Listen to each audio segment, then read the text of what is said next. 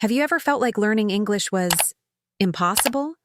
Like you're being pulled into something so powerful, so confusing, you might never escape? That's exactly what a black hole does. It pulls everything in, even light.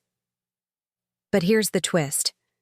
In that darkness lies transformation. Just like a star collapses into a black hole, we sometimes collapse under fear, confusion, or self-doubt. But remember this. Black holes don't just destroy, they shape galaxies. And your struggle with English? It's shaping something too. Every word you learn, every mistake you make, every time you listen, it's pulling you closer to mastery. So the next time you feel lost in the darkness of learning, remember, the universe was born from the dark. Want to know how black holes in your brain are more alike than you think?